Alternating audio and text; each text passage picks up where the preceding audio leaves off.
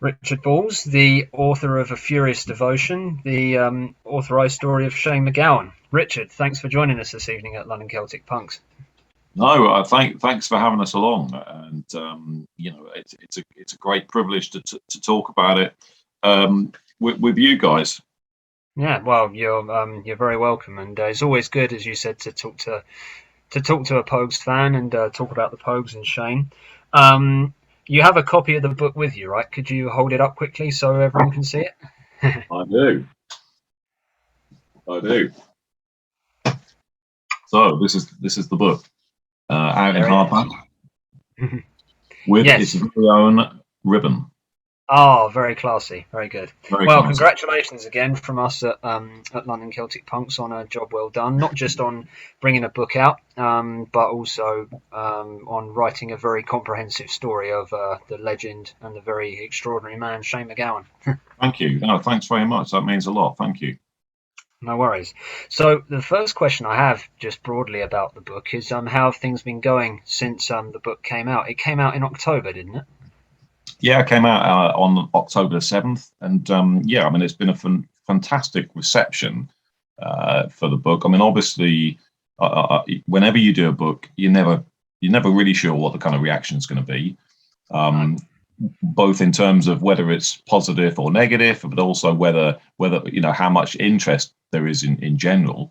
For example, with you've got an Irish market, obviously, and separate to the English market. You're never quite sure how that's going to play out when you're sort of writing about somebody who is really an icon over in Ireland and so revered by so many people. So yeah, you're never quite sure how something's going to be received. I've tried to be as honest as I could in the writing of it. Although I'm a fan, same as yourself.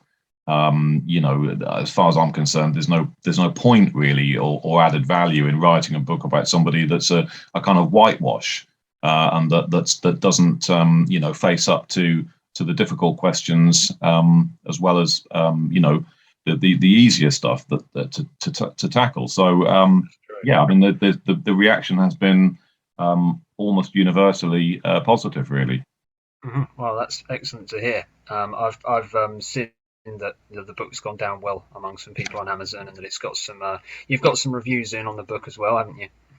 Yeah, there's been a lot of reviews. I mean, I think I found this with Ian Dury actually, with the book I did about him many years ago, over 20 years ago now. I think it says a lot about the breadth of Shane's appeal that the book has been reviewed in such diverse publications and channels. I mean, Irish Sun and Hot Press, Sunday Independent, but right across to the Spectator, Private Eye, Rolling Stone, and then everything else in between. I think it's not every music book gets picked up in places like the Spectator. I just think that says something about the sort of just the sheer breadth of his appeal, really.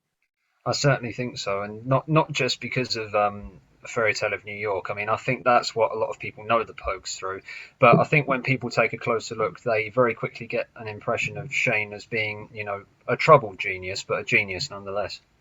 Absolutely, yeah, absolutely, and because his songs are timeless, they have a great timeless quality about them, I think. In fact, when I first started listening to the Pogues, when they first emerged, I actually thought a lot of the songs were maybe Irish originals or old traditionals that had been amended and worked with.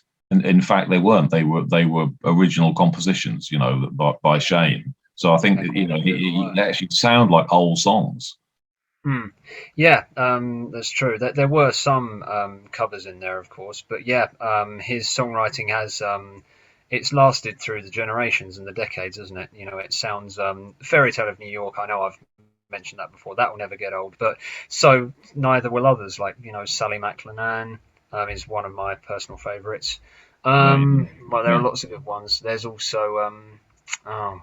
Now I'm doing the interview with you. They're going out of my head, which isn't good. But no, Sally McLennan, Some of the other stuff on Rum Sodomy, and then of course some of the bouncy stuff. When they were doing Red Roses for Me, like well, what about Down in the Ground Where the Dead Men Go? Is that a Yeah, traditional, or did Shane actually write that himself? I'm not sure.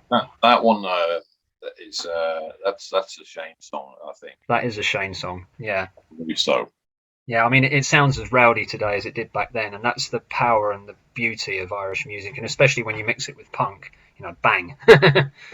Yeah, and I think that's what was so original about the Pogues. I mean, although you'd had sort of bands like Dexys, for example, Yeah. before the Pogues, that sort of second incarnation of Dexys, because the first version was almost like a sort of Northern Soul, soul band.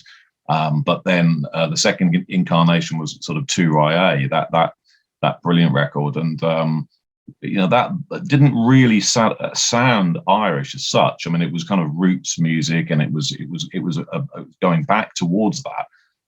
But it wasn't Irish music per se. Whereas the Pogues, when they came out with Red Roses for Me, it was very much recognisable as Irish music. Absolutely. Although he'd sort of hotwired it with punk. Uh-huh. Yeah, very much so. Well, I've got quite a few questions for you, Richard, and I'm sure the people watching will want to know the answers to some of them. So I'll start off with a couple of questions about the writing of the book. So what I want to know, and I'm sure others want to know, is what was it originally that made you sort of want to pick up a pen, so to speak, and try to write the ultimate Shane MacGowan biography? Well, I was a fan of the band right from the outset. I came across them accidentally because I went to see Elvis Costello and the Attractions, who they were headlining, and they were doing a nationwide tour in the UK in 1984. Yeah. And I walked into the University of East Anglia Hall in Norwich, and the Pogues were on stage. Never heard of them. I didn't know who they were. I remember seeing a poster on the wall that said "Red Roses for Me," the Pogues, and literally that would have been the first time I'd ever seen the word Pogues, and I was just mesmerised by them. I mean, I had no reference point for what I was hearing and seeing. I mean, this is when Duran Duran and Bananarama and Wham and everything was in the charts. Howard Jones, yeah. Howard Jones, the Top of the Pops studio looked like a sort of nightclub with all balloons and people in rah-rah skirts. I mean, the Pogues were about as far removed, from that as you could possibly get. So I was a fan, and also, I mean, I was a journalist for 20 years and lived in Ireland for a long time, and so I suppose also, my sort of love of Ireland and great passion I have for the place. Lots and lots of friends there are really into a lot of Irish acts, aside from the Pogues. And also, I like to write about people who are true originals. So the first book, I think I've mentioned Ian Dury, very much that, absolutely unique. And Shane, I think the same applies.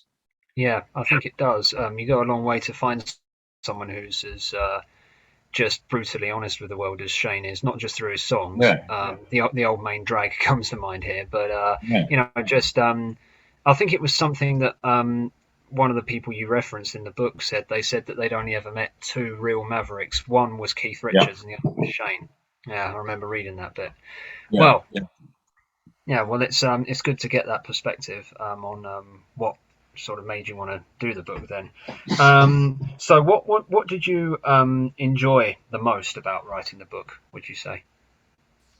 I think it's two things really. I think really, obviously, spending time with Shane. I mean, as a fan, that's an amazing privilege. But also, he is actually really good company. I mean, I was going over to Ireland with Paul Ronan, who is now a very close friend of mine. He's a friend of Shane's going right back to the 80s. And he sort of facilitated the interview that I did with Shane for the Stiff Records book that I did a number of years ago. And that was the first time I met Shane. And I really liked Shane when I met him. Aside from being a fan, I did like him as a person. And he really intrigued me. So So the best thing really was just being able to spend time with him. And also it wasn't in that kind of rush sense where, I was trying to do an interview with him at a hotel or, something that had been pre-arranged by a record company or something. I had the advantage of being able to go to his flat, sit with him, and not actually interview him as such, because Shane hates being interviewed, as anyone will tell you. Victoria, I was talking to her about that, and she was really clear that look, he hates being interviewed, always has done, and he hates being talking about his work as well. When he wouldn't be interviewed for the Julian Temple film, A Clock of Gold, he liked the idea of the film being done, but when it came to it, he wouldn't really do an interview. That was just a huge privilege, just to sit with him, have a drink, watch TV, chat with Paul and Joey Cashman, who's another fantastic guy. We had some real crack. We had some great times, and that was a great privilege. The other thing I think which is so good about it is I've made some great friends from it. Lasting friendships with people like Siobhan, his sister, Paul Ronham, and actually quite a few other people. Interviewing the people is for me the kind of fun part of it, really, when the rest of it is just a massive slog. Huge amounts of material, checking things, lots of late nights, a lot of hard work, but actually meeting people often who are well known. But I think really the key to this one was talking to people who, not necessarily well-known people, but actually to people who have spent a lot of time with him, i.e. ex-girlfriends, his one of his former teachers, his family, because at the end of the day, they're the people who knew him best in all these critical periods in his life. Yeah, that's true. Yeah, I will admit to being a bit jealous at the fact that you got to meet all of those people who obviously I've heard about and read about, or listened to songs about them for hours, and then suddenly they're there in front of you, and you're like, that was kind of how I felt the first time. Not to do with Celtic Punk, but when I saw Metallica in 2009. I was looking up thinking, are these the same guys I've been listening to on headphones for hours and hours? I was a bit awestruck. Yeah, absolutely. And you can feel like that. I mean, unfortunately, with some of the interviews were like, for example, Sinead O'Connor, who I had a great chat with. That wasn't in person, that was on the phone. And sometimes, practicalities necessitate that you can't always meet them. But I do think it's important to try where possible to involve as many people as you can. Of course. Yeah. And also, I think when it comes to rock books as well, sometimes they can have a tendency of being a bit male dominated. So I wanted female voices in the book. Yeah, that's quite relevant to today's times as well. And well, I think it's always been relevant. What was it that Lemmy in an interview once said? Women. He said women generally have more sense than men. I'm not quite sure if I'd say that entirely, but I knew what he was trying to say. You've got to hear both sides of the story, haven't you? Yeah, and I think that women just make different observations about people as well. I think, and when it was very interesting talking to Merrill Heatley and Mary Buxton, and of course Victoria, who all girlfriends of Shane. And I think that they obviously saw have seen a very, very different side to him off stage, and that was what I was trying to find, really. Yeah, well, that was definitely something that struck me, and I think has struck a lot of people who've read the biography, that you've definitely tried to present probably the most well-rounded, sort of coming at it from all angles take on Shane's life. You definitely featured all the right people, so to speak, and did a lot of research. So well done on that. No, thank you. What about? I mean, we've touched upon this a little bit, but what about challenges? What was the biggest difficulty you would say you had in writing the book? I suppose it would be getting information out of Shane, or at the very least getting the information that I wanted to from him. You don't really get to choose. You don't get to interview him, like I've already said. Not in the normal sense of the word. Like you're in. We're doing an interview now. and you've probably done lots of interviews, and so have I. But when you can't really interview Shane in that sense, so it was more kind of trying to grab opportunities in casual conversations that we were having, seeing an opportunity to talk about when we were talking about a particular subject, or to introduce that into the conversation. So I think that was the hard bit, really. A lot of it was hours and hours and hours we might be there, and I wouldn't record anything at all. The first time I went to Ireland, I didn't even attempt to record anything, because I think I just realised that it was important for Shane to trust me, to get him used to having me about. You're also a guest in somebody's home. You don't want to turn up there straight away with the tape recorder and say, right, let's go. It's not that formal. Yeah, and that would that would put Shane off quicker than anything, and rightly so. So I think that was difficult, or it was a little bit challenging. And some of the things as well that that I might have tried to resolve, possibly, or things about him, that some of the things that make him tick. I'm not sure that I got to the bottom of all of those things, really. So some of the things, I think, there were revealing things that other people said that helped to explain some of those things. But he is quite a complex character, and a lot of myths have been built up, and I think that was another difficulty, because some of these things have been told so often that people have just accepted them as fact. Even people who think they know Shane really well say, no, he absolutely was born here, and he absolutely grew up here, and all these things, So, and actually, so much so that you kind of think you start to question yourself whether your own research is standing up to scrutiny. But I think that was also difficult, separating the things that were that had some foundation in truth from the things that have just grown up like weeds, really, around his story. Yeah, like we talked before we started the interview, that claim in that 1997, I think, the documentary about him came out, Great Hunger, where they said, the lady said that he was born on the banks of the River Shannon, when in actual fact he was born in Pembury in Kent, which I'm going to come on to in a minute. And that's a BBC documentary, and you'd kind of think that something as important as that. I mean, lots of things don't matter, like certain venue or certain year that a gig was played. There's a lot of stuff that just doesn't matter. And often Shane would say to me, it doesn't matter, it doesn't matter. And actually, maybe in a lot of cases, he's probably right. It was too much detail. Where you're born, I think that matters. Yeah, I think that pretty much matters, where you're born, when your birthday is. I think that matters, which country you're born in. Bit of a clanger. Yeah. Absolutely. Definitely. Well, talking about what's in the book a little bit, I mentioned just now, of course, that Shane was actually born in Pembury, in Kent. That's one thing I wanted to talk about, because Shane and the family grew up in Tunbridge Wells, and I'm from Maidstone myself, and Tunbridge Wells, in some ways, I've been there quite a few times. It's almost like a very small London. The prices are a bit Londonish anyway.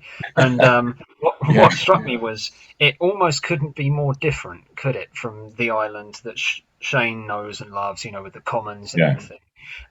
Do you also find it surprising that Shane grew up in the likes of Tunbridge Wells and went to public school, but later emerged as the Celtic punk, sort of godfather kind of thing? Yeah, I mean, very, very, very surprised, because I'd read so often about him.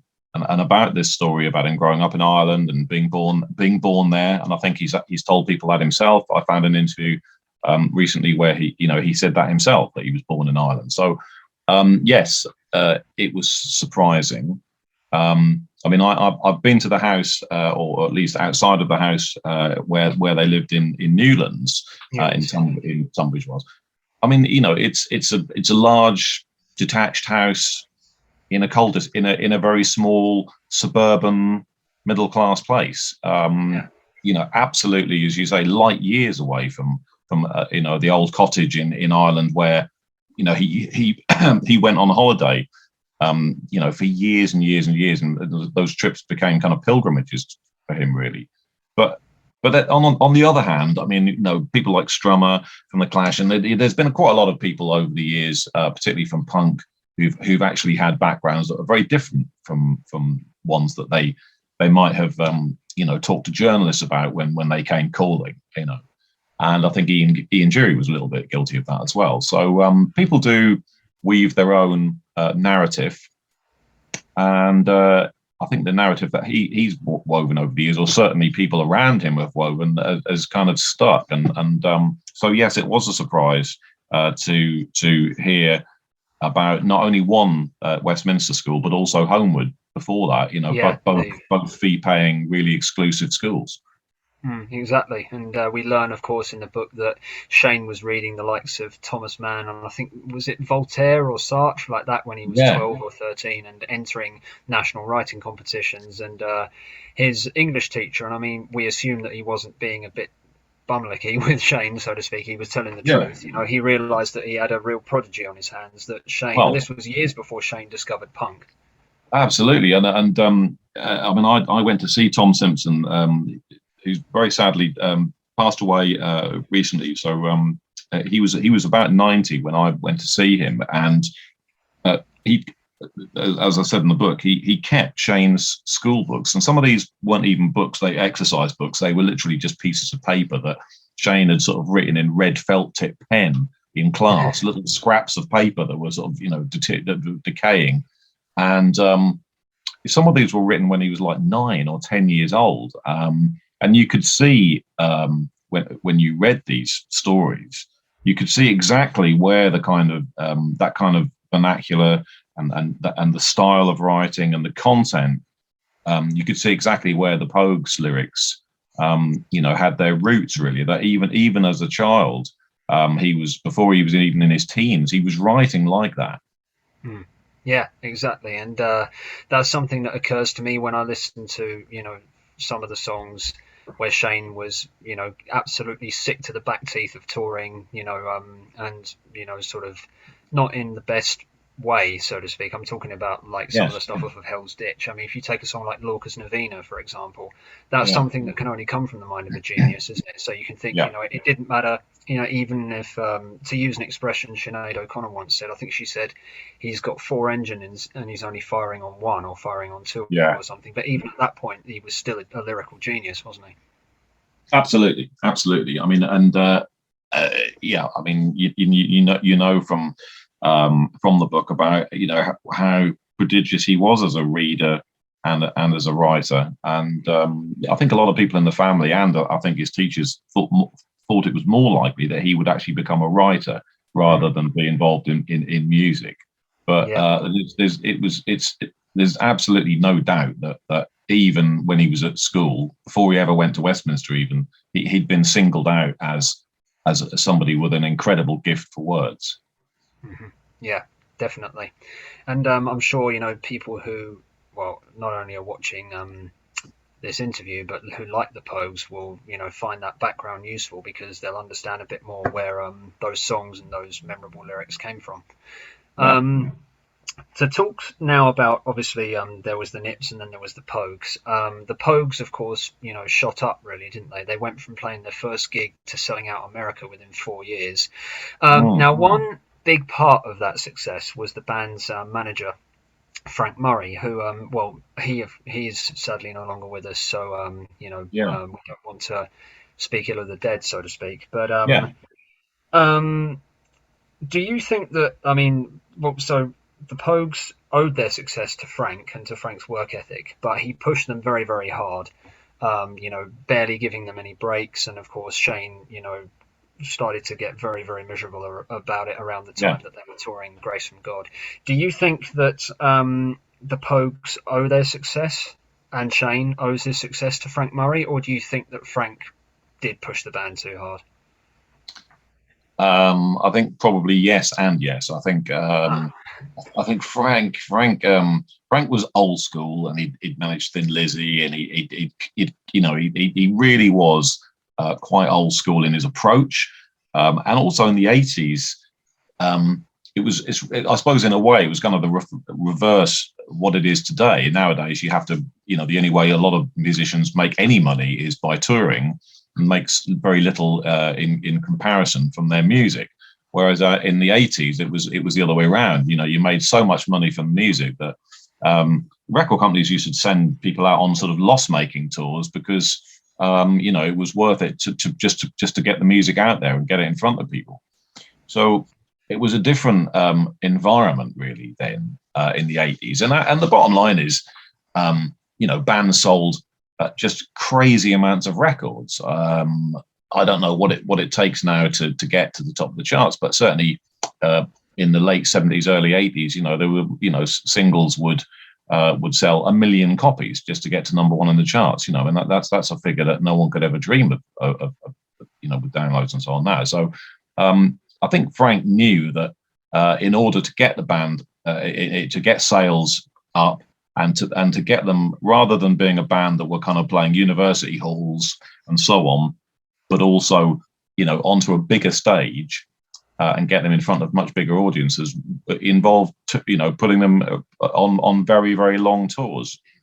But you're also right. I think that he maybe didn't see the warning signs. I think the warning signs probably were there. Certainly, Shane was deeply unhappy at having to tour in that kind of grueling way.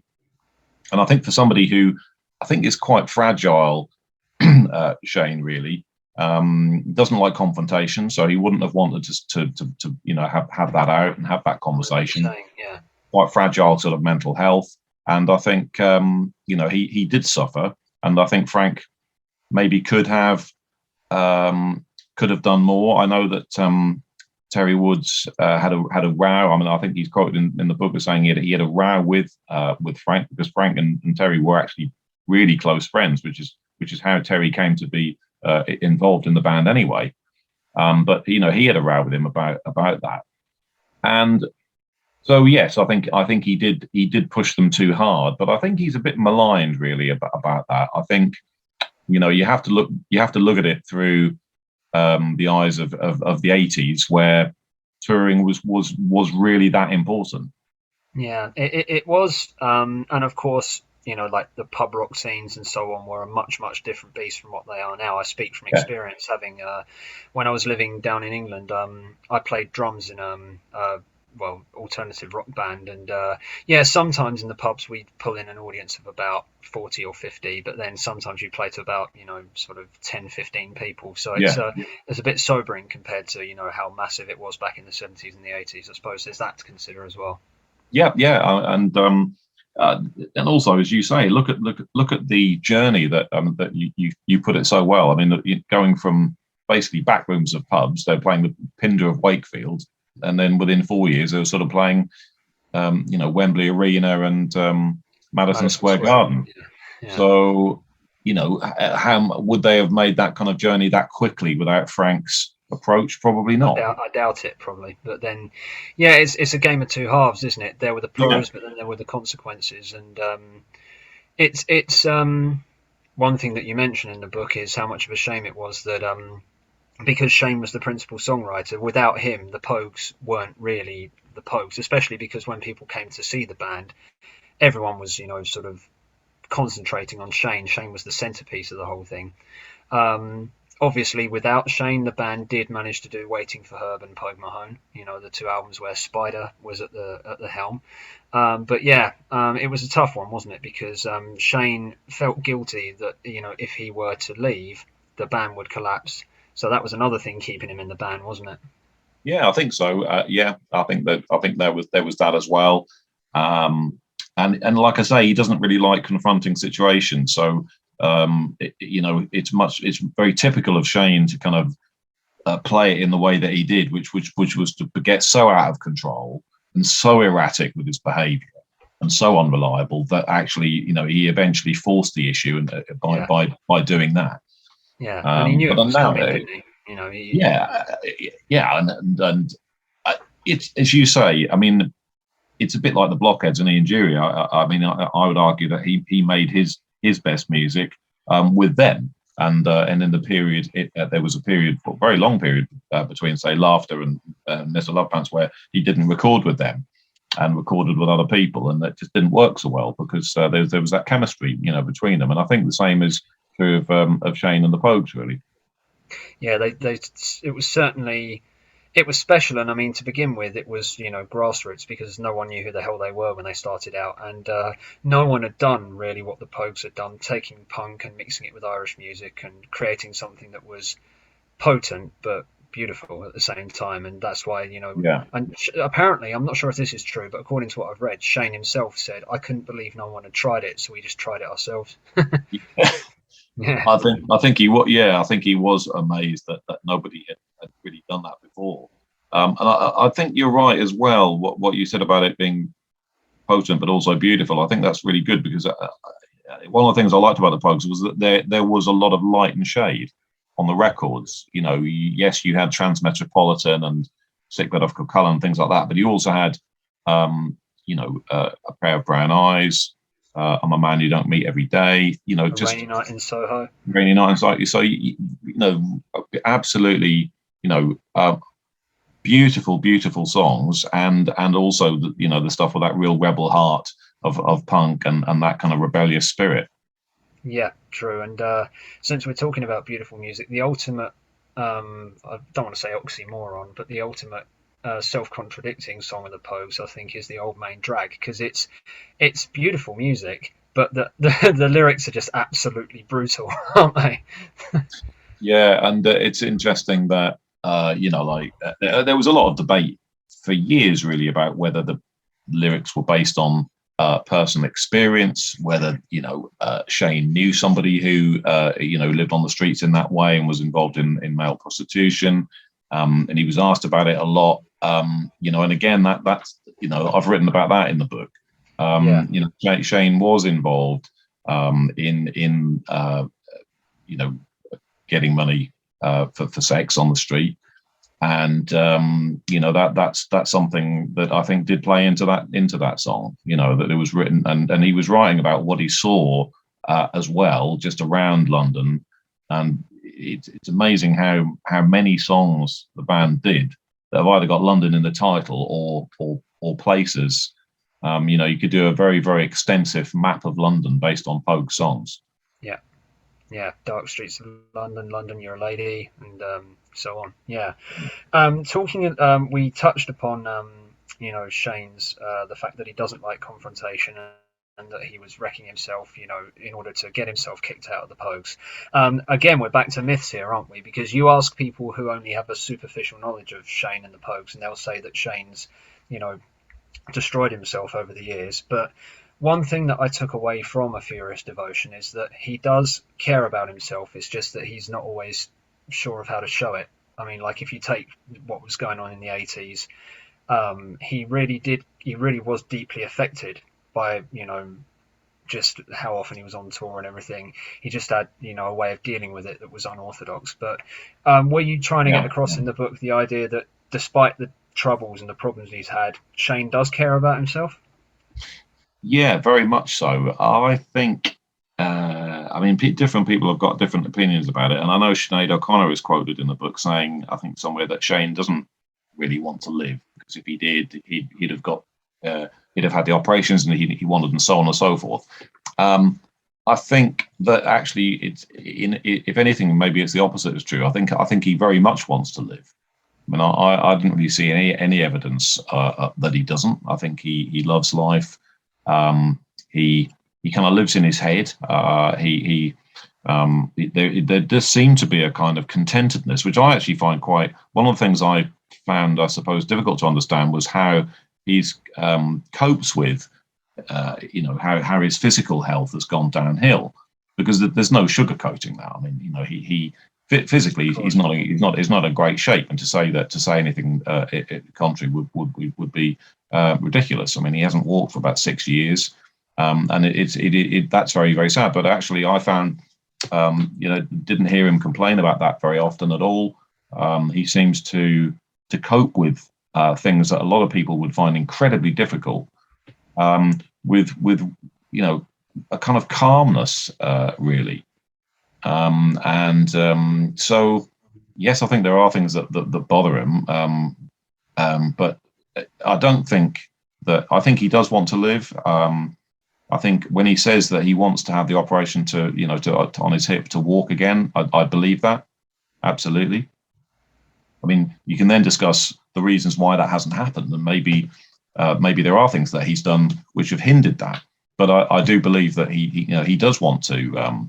He does want to do these things. I mean, he even in recent months he's been in a recording studio with the Cronins, and he has been attempting to make a record with them. So, I mean, all the signs are there that he's still interested in being creative. Then again, he hasn't done anything original for best part of 25 years, and that's another whole world to Yeah, debate. I too am hoping that he really will come back with some new music. I don't think that spark inside of him will ever die away. But whether he will, we'll have to see. But I mean, he's I'm not so sure about recent times, but in the 90s he was writing songs for other people, like the Dunes by Ronnie Drew. He wrote the Yeah, song and Ronnie recorded it. yeah, I think he's still yeah. got something in him, and let's hope some of it sees the light of day. I guess we'll see. Yeah, I really hope so. I mean, at the end of the day, I'm a fan, same as yourself, and that's what everybody wants to see. I mean, he is one of the greatest songwriters of his generation. That's been, that's been, and I think that's one of the things that's really great in recent years. To see the Ivor Novello Award and the National Concert Hall tribute Yeah, as well, award presented by Michael D. Higgins, which must have really meant a huge amount to Shane.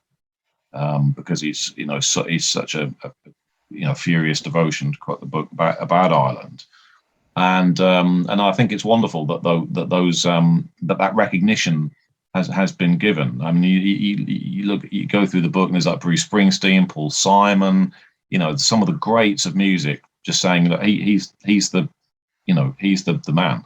yeah, he's the best. Well, the best kind of thing, I guess, is what we He wanted is to the man, say. he Yeah, when and there was, yes, I mean, there was obviously it was a purple patch in the 80s when he was just an incredibly prolific songs coming out of him, and he'd literally he'd be out and drinking in pubs, and he'd say, all right, I'm off home, and suddenly just go home, probably carry on drinking in his flat in Cromer Street, but he went home because he wanted to, he had an idea. And I think a lot of it came from listening to conversations. I think that was something he got good at as a child. Overhearing these amazing conversations taking place with his aunts and uncles down in the cottage in Carney Commons in Tipperary, and listening in and finding, oh, that's really interesting. Hearing about what they're saying about what the neighbour did and who went up. He just kind of soaked up all that stuff that he was hearing. he's an observer, isn't he, Shane? I think he's maybe someone who doesn't like to be in the spotlight so much and talk, but he's definitely good at his powers of observation. I mean, that's a strong impression I think I've got of him. He's definitely someone who watches the world. Yeah, definitely, and he loves, I mean, he is a real sort of humanitarian. He's a very compassionate person himself, very empathetic, really cares about other people, and yeah, and he likes writing about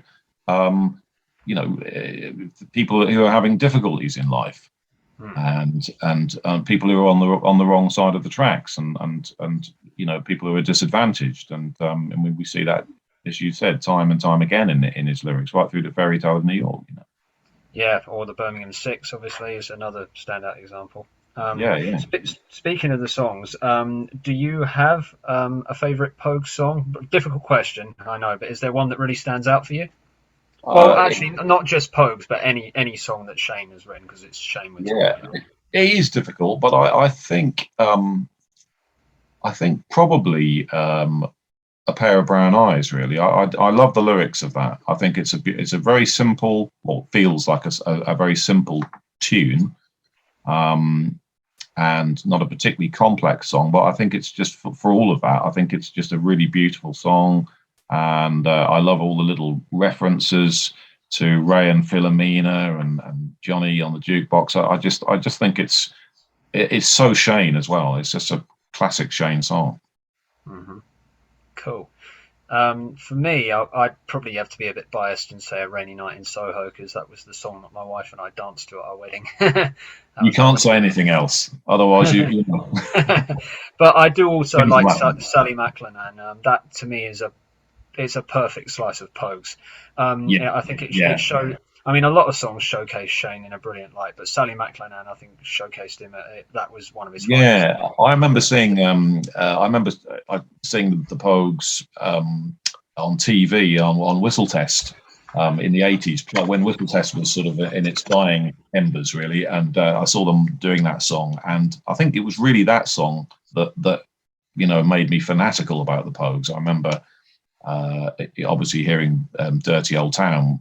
Clearly, it's not a Shane song, and loving that, but actually Sally MacLennan, just the sheer pace of that and the sheer energy of it, I thought was just fantastic.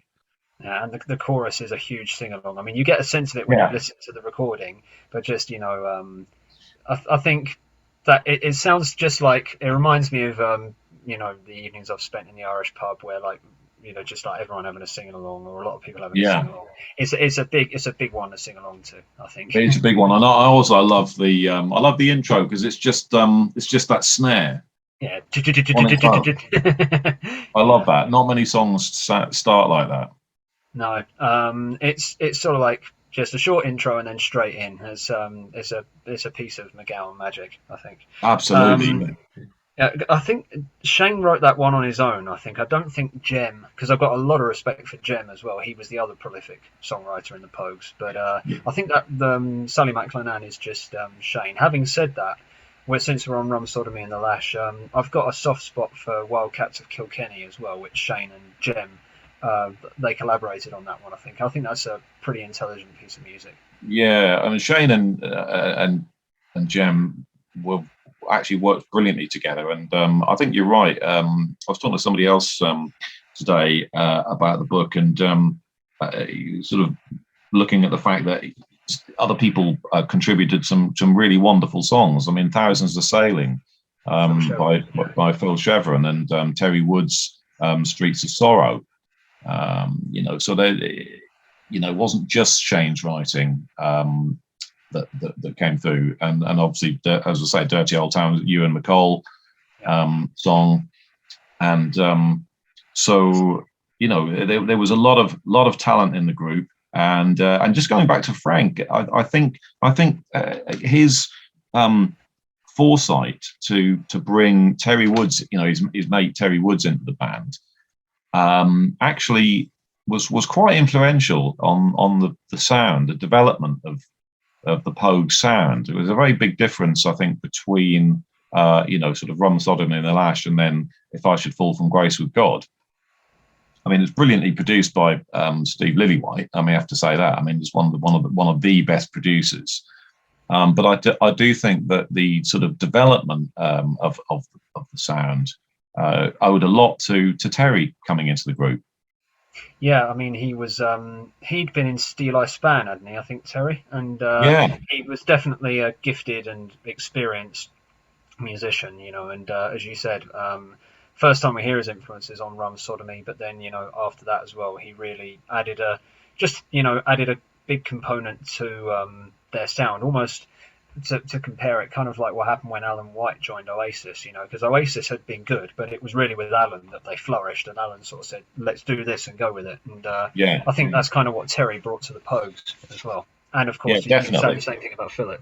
But Yeah, definitely a sort of, I don't know, a broader sound somehow, much more interesting, and a lot of variation between the tracks.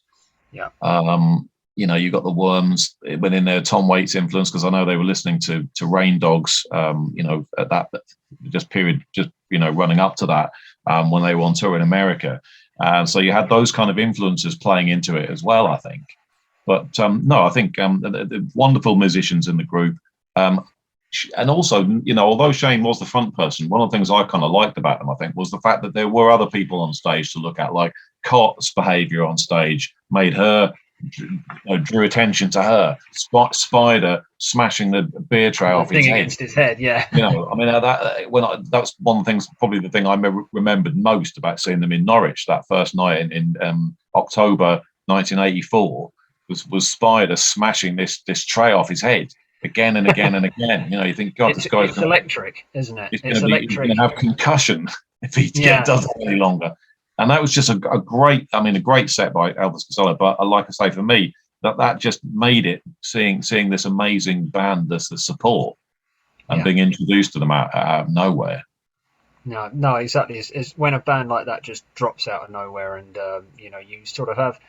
I've been to a few gigs where, like, I've seen a band where like I'd heard of them and I thought, well, I was either going to the gig for a different band, or I thought, well, let's just see what they're like, and then they come on and then they amaze you. It's a great experience, and you don't necessarily know the lyrics, but you're like, I don't care, this is great. I don't need to sing along. Exactly. And a Pogues gig. I mean, one of the things about them I love was it was good time music. So therefore, and it had there was a kind of camaraderie in the crowd. Yes, people were all smashing into each other and careering around, but it wasn't violent. It wasn't like it wasn't like some of the two-tone gigs years before that, where people really were fighting and there were different fragments and sections of this was a real camaraderie, feel good. Everyone was singing from the same hymn sheet, and it was just a brilliant atmosphere. And then I was too young to have ever seen the Pistols, but I always think that that's probably the nearest thing that I've experienced in a live gig to seeing the Pistols was seeing the Pogues in the 80s.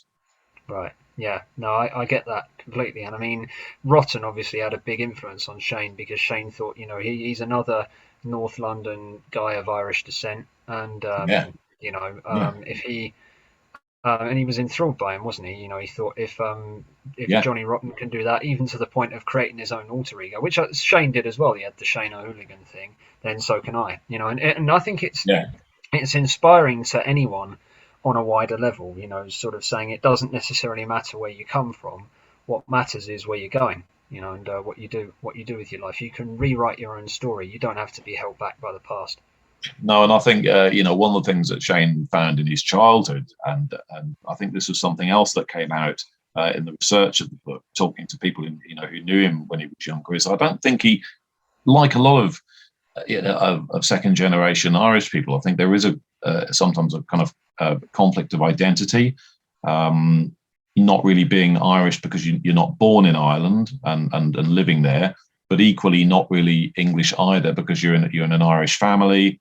You're going backwards and forwards to Ireland all the time and being sort of told this is your home, and also Shane looked different and drew the attention of other kids, other teenagers, because he looked different. And it was just before he saw the Pistols for the first ever time. He'd very, very recently come out of psychiatric hospital where he'd been for about 6 months. Definitely. So, he'd just been through this incredibly traumatic event in his life to almost immediately, I think it was the first gig he probably went to after leaving Royal Bethlehem Hospital was the 101ers, supported by the Sex Pistols at the Nashville.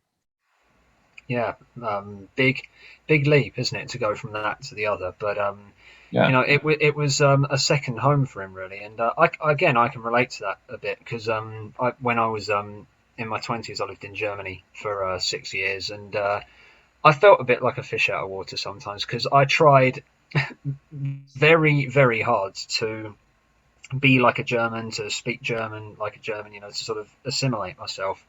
But you almost feel like you're crucifying your own ego to an or your own self to an extent. And I didn't live in England anymore, but I wasn't properly German either. And music's always been a home for me, but music was a home for me then as well. Well, I think lots of people, down the decades have found that music is and punk particularly was inclusive. That was the great thing. And I think punk, when he saw, like you say, when he saw John Lydon, he must have thought, God, this is like, everything just made sense in that one moment. Here's a guy who he looks weird. He, like me, he looks a bit different. He's not conventionally good-looking guy, He's second generation Irish. He doesn't care. He's so far out there, but putting himself so far out there and saying, I don't care what anyone thinks. And punk was absolutely inclusive. One of the great things about it was that it accepted all comers. Yeah, that's what I like about punk, because the message, and I think speaking about Celtic punk more generally, a lot of people who got into the post to begin with probably were, from like Irish families or working class, but the scene's been around for so long now that I think it attracts anyone who understands, or it should attract anyone who understands the message of punk, and that message is, do what you believe in. Don't necessarily do what other people tell you is right. If something inside you is telling you it's wrong and saying things like, I've only got one life, let's make sure I use it, then do what you think is right. Do what you think is right, wear what you think is right. It was a big cry for, just people being individuals, wasn't it? And I think that's why a lot of people who'd never had much, or who, for whatever reason, felt downtrodden, they gravitated to punk because it gave them power. Yeah, absolutely. I mean, and there's no question that when Shane, it was an epiphany, when he saw Lydon on stage, and he said that, it basically changed his life, in that one moment, because it gave him a kind of direction at a time when he didn't have any. It gave him maybe kind of more confidence as well in himself at a time when it was low. And like you say, what a wonderful thing about punk that people like, there were so many people like Polystyrene and Shane and all these people who were who were looking up at the stage at all these things, and of course eventually ended up getting on stage themselves and feeling kind of empowered to do that. And Shane living at that time, it was great for him because he was living in Wells Street, just off Oxford Street, with his dad and sister at that time. And so he was right there, the 100 Club and the Vortex, all these places. He was right on the doorstep for. Right there. What was one of the good things about living in London? Yeah. I mean, a really exciting world, and that in which he was completely accepted for who he was. Yeah, exactly, definitely. What about Fairy Tale in New York then? Is that your favourite Christmas song, or are you more of a Wham person? Absolutely. I mean, I think it's an incredible work of art, really. Yes, it's a Christmas song, but it's in it so much more than that, because again, it's that thing about writing about humanity. Irish people, all those Irish people who sort of arrived at Ellis Island in New York, trying to make a better life for themselves. And I think it brilliantly encapsulates that, and that this dream that so many people had of moving to New York and trying to, like I say, have another go, another life for themselves, and often, things don't work out, and really that's what the characters that he created in that are sort of speaking to, really. Yeah, it's a bit autobiographical, not just because of the references to sort of being down and out or whatever, or the drink and the drugs and so on, but sort of just shattered dreams, and just the feeling of not being fully accepted because you happen to be born a bit foreign, so to speak. Yeah. I mean, Shane definitely hung out with people on the street, in his teenage years, and talked about some of that with in relation to the old main drag, and so this is somebody who'd experienced some of that side of life, and who was very, very empathetic with people who don't have so much. I mean, Shane is incredibly generous, really generous with his time. He's not interested in money for its own sake. He's not interested in fame. He's not a shallow person. There's a lot of depth to Shane, and he's not interested in material possessions at all. And the life he's lived forever really attests to that. And he just wants, what he does see the value in is friendship, loyalty, and having a roof over your head. And and I think Fairy Tale New York is it does show that side of Shane that really, really well. That it's just so in touch with humanity, really, and people's the difficulties that people have in life. Mm-hmm. Yeah, it's he in that respect, it just brings it home what a very real songwriter and musician and person he was and still is. Yeah. I mean, it's from the emigrants' point of view, and there's not many songs that have really had that subject matter, and No. at the same time, also, and just an incredible achievement as a song, really, and you can see why it took so long for it to come together. It took probably a couple of years while they experimented with it and rewrote it and got different people to sing it, and Pot did it for a bit, and then obviously Kirsty, really only because Steve Lillywhite was producing the album. I mean, it could have. I mean, it was around long enough. It could have been on Rum Sodom and Lash, and been released back then. But it's a wonderful song, again, and I think this is why Bruce Springsteen was saying quite recently that he doesn't think his music will still be around in 100 years' time, but he thinks people will still be listening to Shane's music then. And you hear Fairy Tale in New York, and you can kind of see why. Well, it's not going away anytime soon, is it? And that's a good thing. It's wonderful how the complete anti-Christmas song, in a way, it happens to be about Christmas, but it's not, sort of, baubles and, sort of like, it's not Mariah Carey, is it? No. I mean, not that I do quite like. Well, when I was a kid, I did quite like Mariah Carey's song "All I Want for Christmas Is You." It's come to grate on me a bit though over the years, but yeah, they've become they become part of Christmas, whether you like it. They become annoying, don't they? But Fairy Tale of New York is the anti-Christmas song, but for some reasons, and one of them being the quality of Shane's writing, it's become one of the ultimate Christmas songs, doesn't it? It's become brilliant by just being so different. And I think one of the ultimate songs, actually, as well. Just it's such a feat of songwriting, and Jem as well. They wrote it together, and they started working on things around it together, and it's just a wonderful song. It will, of course, be the song that he's best remembered for, and but there's so many other songs in his canon as well. You've mentioned Rainy Night in Soho, that really do, I think, will stand the test of time. Yeah, the broad, majestic Shannon, hopefully as well. It's a bit similar to Fairy Tale in New York, isn't it? But it's a special song that gives me a warm feeling when I listen to it. That's another sort of goosebumps song, I think.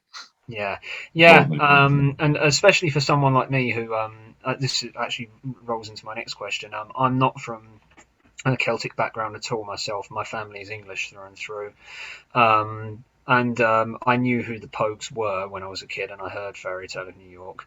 First time I saw it, I remember thinking two things. I thought, I've never heard this song before. It was never on the Christmas tape that my dad had, and I thought, the Pogues? That's an odd name. I was thinking, sounds rude, or it sounds a bit dirty, kind of thing. And then, of course, he specialised in changing the names, didn't he? Because he had the nipple erectors, and then the nips, and then Pogue Mahone. Yeah, and then Pogue Mahone. Yeah, exactly. But no. Where was I going with this? I've forgotten what I was going to say now. But no, you were saying you were saying that you haven't got the Celtic background. Yeah, that's true. But I can't remember how I got onto that now either. But I've been hitting the Guinness a bit. but no. My question was going to be, what about you? Are you from an Irish background yourself, or did you just sort of like get into the music as you discovered it, kind of like I did? Same thing. Yeah, I mean, I'm not from an Irish background at all. I saw the Pogues in '84. And I think that did open me up to listening to Irish music and made me much more aware. I remember going to see the Dubliners a few years later, probably because I'd obviously seen them record with the Pogues. I remember seeing them at the Mean Fiddler. I used to go at the Mean Fiddler and see other Irish acts. So I think that starting point, I think it did open the door for me a bit, seeing the Pogues, and made me much more, willing to listen to a lot of different stuff. And then I moved to Ireland and lived in Dublin for the whole of the '90s. And again, that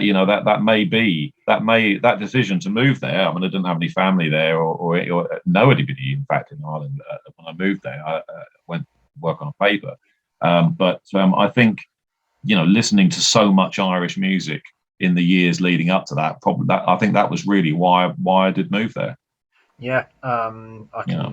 I can completely relate to that. I moved to Germany for similar reasons. I discovered a band there that I loved called Silbermond, Silver Moon in English. Sort of like a pop rock band, I suppose, but they blew me away when I saw them. And not the only reason I moved back, but that's inextricably linked with my first time Yeah. in Berlin.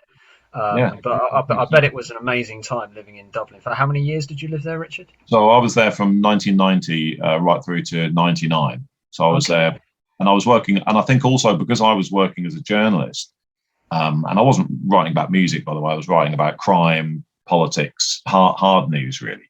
I was a sort of investigative reporter, a lot of the time writing about crime, actually.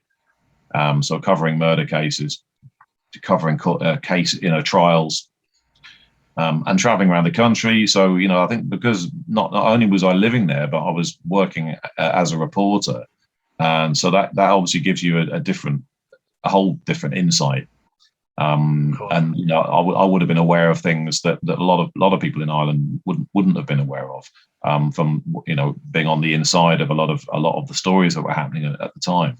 So it was an incredible experience, and also I think helped by the fact that in 1990 Dublin was actually quite a different place than it is now, and in fact a different place than it was at the end of the 90s. I mean, it went through that kind of whole Celtic Tiger economy, as it was called, and I think that the country changed a lot. So I'm glad that I was there before it changed, in that way. It's a similar thing with Berlin. Berlin was a fantastic place to live in the 90s for people who didn't have much money, like artists and so on. I was there from 2010 to 2016 myself, but even I noticed it. So, some parts of Berlin were quite cheap. It's really caught up now, which I think is a shame because, of course, East Berlin anyway was in what used to be East Germany for 45 years or thereabouts. So because of that, some parts of Berlin were incredibly cheap to live in the 90s and in the noughties. And by the time I left, it was catching up a bit. But you could get it was small, but I had a flat that was about 35, 36 square meters in a nice part of Berlin, not slap bang in the middle, but a nice part. I was paying €400 a month for that. Very, very good buy. I mean, where I used to live down south, you paid double that easily. Yeah. Same thing. Property prices in Ireland just went absolutely crazy during the time I was there. So no, I mean, and I do look back, and because I didn't have any, like I say, no connections with Ireland. I think a lot of it was the music I was listening to. I was into a lot of Irish bands at the time, like Something Happens, the Fatima Mansions, Micro Disney, That Petrol Emotion. Lots and lots of Irish singer-songwriters. So, and I'm sure that played a big part. Yeah, there must have been a real, there's no better place to discover Irish music than Ireland, obviously, and it must have been a real source of, lots of different takes on it, by lots of different bands and musicians. It must have been awesome. and for a city to live in for gigs, I mean, it's probably my favourite thing to do is go to gigs, and there were just that many venues where you could go of a night and see amazing, right from smaller bands in places like Whelan's and smaller venues right up to the Point Depot. I used to review concerts as well for some of the papers. So again, I saw Guns N' Roses at Slane in '93 or whenever it was, '92, 90,000 people at Slane Castle. So these kind of and the trip to Tip. I was at the first ever trip to Tip in Tipperary and Thurles at Semple Stadium in 1990. So yeah, those kind of memories don't fade really. No, they certainly don't. Well, I've got a couple more questions before we round off. All in all, I mean, we've talked about how your outlook on life and your life was shaped by Ireland. What about Shane? How would you say your outlook on life has been inspired by Shane and by the time you spent with him and with Victoria? Wow, that's a really hard question. Good. I'm glad I've asked it. Great question. That's a great question. I think whenever you write a book, it's you get it's a very privileged position to be in. And you have to obviously be very, very respectful of the person, but equally you have to try to as I said earlier, write as honest an account as you can.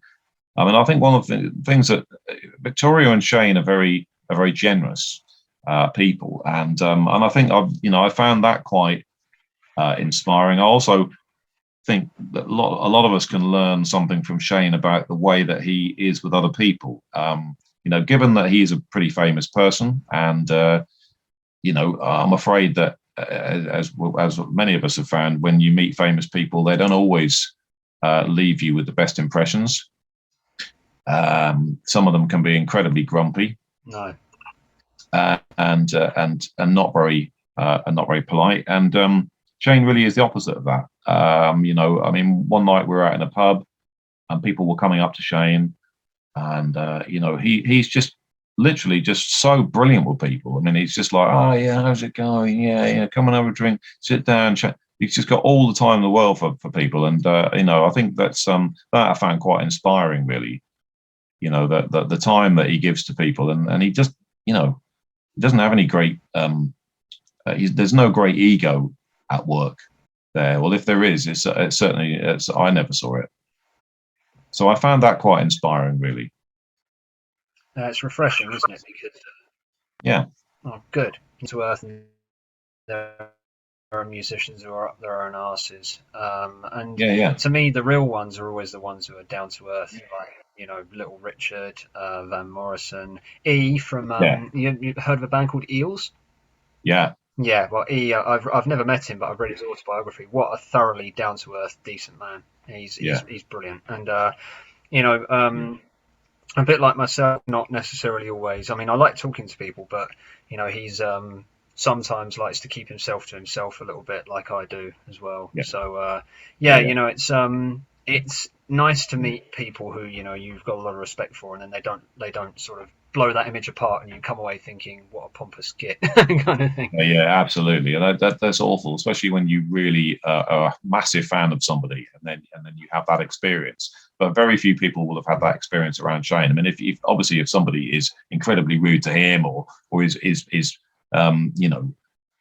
giving him unwelcome attention, well, then that's different. But I mean, he's a very, very likable guy, very genuine, not interested in sort of material things at all. Lives a very simple life, and he just wants his friends around him, and and just good company. Mm-hmm. Yeah, absolutely. That's good to see. There's a lot to be said. If there's one person then that you could, can you? You've frozen for the minute. Are you still there? Yeah, I'm still here. Your bandwidth, it says bandwidth is a bit low, but okay. I'm not sure why that is. I hope my repeater up here is okay. You can still hear me, all right? Can you? Yeah. Okay, good. Well, I've only got a couple of questions left. If there's one person then that you could devote your book a furious devotion to, who would it be? Well, the book is I did dedicate the book to Dave Lally, who was a great friend of Shane's, and also became a friend of mine in through doing the book. He died very suddenly. He's just 32 or 33, and so the book is dedicated to his memory. Mm-hmm. Okay, well, rest in peace then. And last but not least, where can people buy your book? Well, at the moment, the best place to go is Omnibus Press. If you just go to the Omnibus Press website, and it's right on the homepage there, so that's the easiest place to get it. In the next couple of weeks, I think there has. I think some of the Waterstones maybe have not had so many copies recently, but that should be rectifying itself now. So check with. And obviously, people are going to be watching this from in all sorts of locations as well. So not just the UK. So, basically check your local bookshops. I know in Ireland, people have been buying it from Eason's, Debray, and a lot of the other chains, Hodges Figgis. So, bookshops, try to support independent bookshops where you can. I've been trying to encourage people to do that rather than go to Amazon. So but it's also available from the publisher direct as well. And there are signed copies. They've got signed copies at the moment as well, because I know a lot of people like a signed book, especially if they're giving it as a present or as a gift to somebody. So the signed copies are with the publisher. Good, with Omnibus Press. Okay, well, Richard, the author of A Furious Devotion, the authorised story of Shane MacGowan, thanks for joining us this evening and for a lovely interview. Thank you very much, sir. Absolute pleasure talking to you. Thanks so much. Yeah, no problem. I've been Andy Beck from London Celtic Punks. Keep your eyes on the webzine, londoncelticpunks.wordpress.com, for future news and updates from this side of the Celtic punk world. You can also find us on Instagram at Celtic Punks, and we're on Facebook, YouTube, and Twitter as well. So all that remains for me to say is Slanchivar. Cheers. Cheers, and thanks for watching. Take care. Cheers, Andy.